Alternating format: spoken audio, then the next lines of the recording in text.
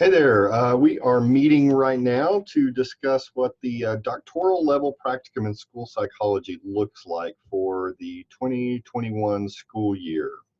Let me share my PowerPoint and screen with you. Should be up there now.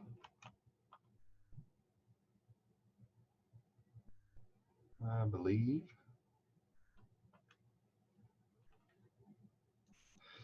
There we go. Stop recording. Apologies. It's been a long morning. All right. So this practicum is designed for doctoral students. So the doctoral level practicum in school psychology looks a little bit different, might look a little bit different than the specialist level practicum. The doctoral level practicum, if you look at your degree plans, you'll see that the doctoral level practicum occurs across 2 semesters during the 3rd year in the program. So everybody, whether that's master, MED plus certificate, what I call specialist students, and doctoral students, all complete the same practicum during the 2nd year for fall and spring semesters. The doctoral level practicum is for doc students. It's an advanced practicum or maybe even a research practicum that occurs during the 3rd year in the program. So for the next few minutes, and you'll receive this PowerPoint along with this video later in the afternoon. But for the next few minutes, we will talk about some general guidance. We will talk about the basics of the doctoral level practicum in school psychology, and then some how you're evaluated, next steps, and any kind of questions. I do want to point out that an advanced practicum is really not a new activity for school psychology programs. And I can reference you to the School Psychology Practicum and Internship Handbook, which was written by Diana Joyce Ballou and Eric Rawson. You can get this handbook if you'd like it at Amazon.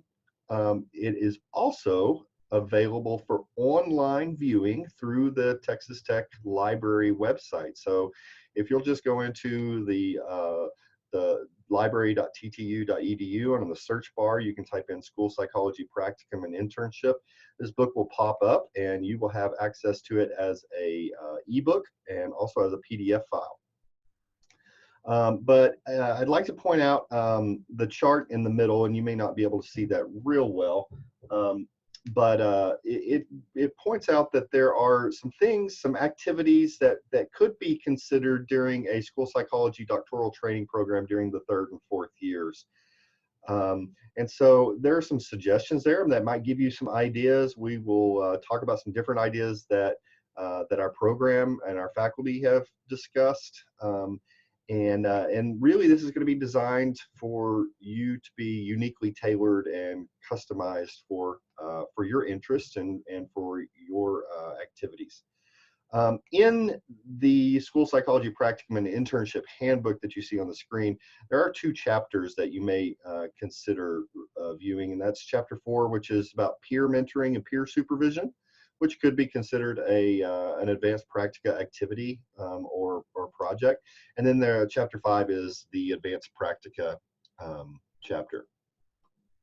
So some general guidance. This is really general. This first item is really about our whole program. When you enroll in 1 hour of graduate course credit, that corresponds to 1 hour of class time. But really, if you're wanting to earn an A for your work, you need to be thinking that for every 1 hour of in-class time, you put in approximately 3 or more hours of out-of-class time in preparation, assignments, and other field-based work. And so this kind of guideline is also in effect for practicum for 5392. Therefore, we require our students to log 14 on-site or contact hours weekly during practicum, while they're enrolled in practicum, plus 1 hour engaged in supervisor assigned, I'm sorry, in university-based didactic training. So that's the seminar that you meet weekly with the university instructor. During those 14 hours being on site, we expect that our practicum students are engaged in supervisor assigned and or assignments made by the university practicum instructor in the school setting or at the site, in addition to any scheduled supervision sessions with the site supervisor and other training activities.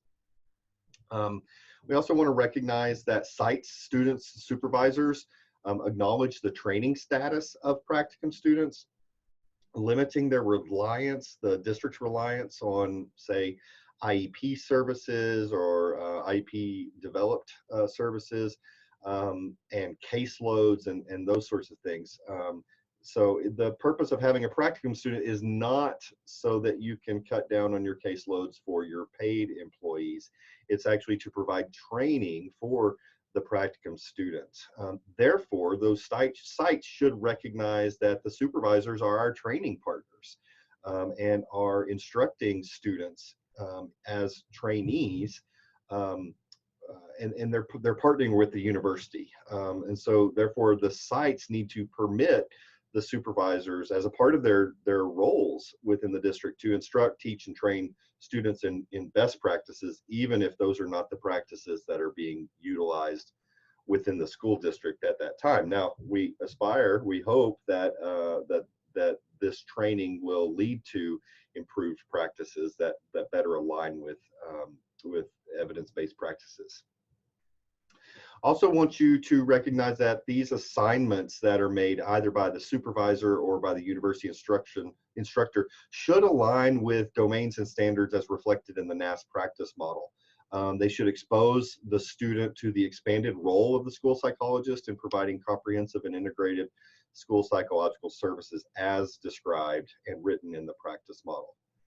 Another obligation is that students must participate in at least 1 hour of face-to-face, one-to-one supervision with their site supervisor weekly while they're enrolled in practicum. And then finally, the purpose of this doctoral level practicum, this advanced practicum, is to ensure that candidates receive kind of like a trademark outcome, specialized, uniquely designed clinical experiences that advance their practice skills in applied psychological settings beyond that which they were determined to be competent prior to enrolling in practicum. So the purpose here is you need to be acquiring new skills that you don't currently have. And the ethical connection there is that when acquiring new skills that we don't currently have, we pursue supervision and training as school psychologists. I wrote this a while back, sent it out in an email as a memo to several different students, but I'm not for sure that everybody was copied on it. So I just kind of wanted to read this to give you some ideas of what the doctoral level practicum might look like. So the practicum experiences for the third year doc students are designed to be tailored to the individual needs, goals, and objectives of the student in order to specialize their skills. For example, some students may want to focus on school-related experiences designed to improve their implementation of ABA and may attempt to work with the behavior intervention clinic at the Burkhardt Center. Others might be interested in working in the community with a psychological private practice, performing services under the supervision of a licensed psychologist. Some students may have a goal to improve their supervision and consultation skills and would be interested in designing their practicum experiences to mentor and provide peer supervision for students at an early stage of training or for early career practitioners in their schools.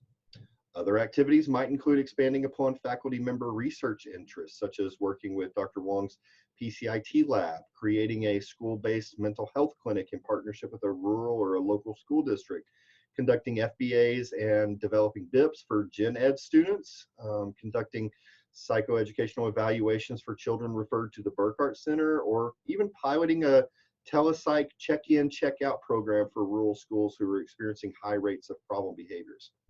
While others may want to continue providing services in the schools at a traditional site before going on internship. Additionally, we have developed many advanced projects in the past that were grounded in these types of applied experiences, which resulted in research projects that led to the defense of students' qualifying exams and also dissertations. Allow the way that you customize this experience to benefit you, not just with skill and practice acquisition, but allow it to help you answer applied problems and questions in the school settings, to engage with the community using the research-based skills that you are also acquiring and obtaining in your coursework. Here's some basic requirements. We need to make sure that you are supervised by or under the direction of a practitioner that is more advanced than you and has unique or specialized competency to offer. So if you want to become a trauma-focused cognitive behavior therapist and you haven't undergone training for that, then you need to pursue somebody who already has that. This is not an independent learning opportunity. You must develop a unique professional development and supervision plan for each semester, which will serve as the basis for determining mastery and awarding of course credit. This experience must culminate in the presentation of the project and results in the form of a workshop or professional development session, case study presentation to our school psychology students and faculty. It must identify skills and practices not currently acquired to add to your toolbox. Well, hello, Manami. Looks like you're joining us for the advanced doctoral level practicum session. So welcome. Just recording this session and about halfway through right now. In addition, the doctoral level practicum or the advanced research practicum must incorporate a self-appraisal and or a self-regulation component, and that's referred to also in our handbook materials, which you can find on our website. You must have district consent and cooperation, or site consent and cooperation in this process. What the activities that you design must not currently be activities that are required by your job description or your job position. And again, this may lead to an advanced certificate, advanced training, or even an applied research project. At the end of each semester, with regard to the evaluation, the site supervisor and the practicum student complete an evaluation to assess the student's competencies developed and performed throughout the semester based upon their professional development and supervision plan.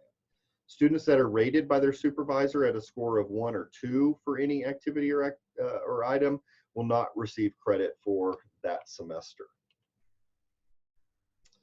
And this is going to be our last slide for this session. So if you have any questions, I can take those immediately after this slide. Be sure you're obtaining A's and B's in your coursework prior to enrolling in 5392. If you have a C, you're going to have to repeat that course, and that's going to delay you from enrolling in 5392. If you're working currently in a school district, begin having conversations with your supervisors, with 504 staff, with special ed staff, with your social emotional learning staff, with the school and guidance counseling staff, and other school psychologists about completing practicum requirements within your district, which kind of brings up another opportunity that might be an advanced practice skill, is thinking about partnering with the disability clinics at local universities or community colleges, disability centers.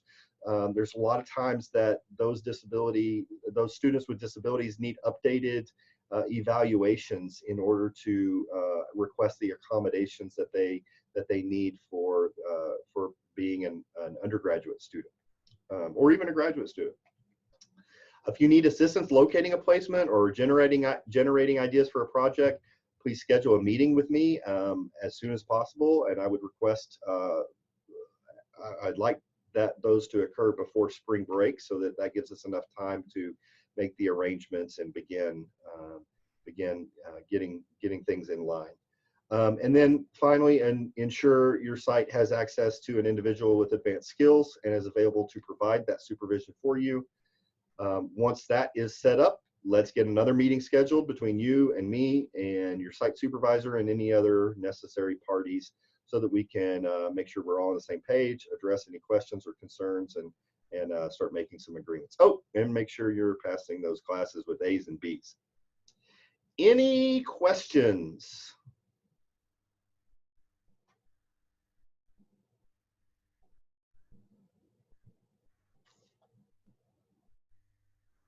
I think I may have seen a chat question. Let me look here. My screen flashed at me.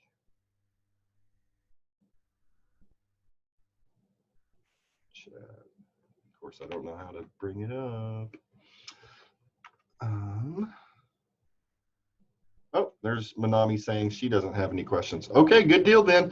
I am going to stop the share and pause the recording. Be in touch soon.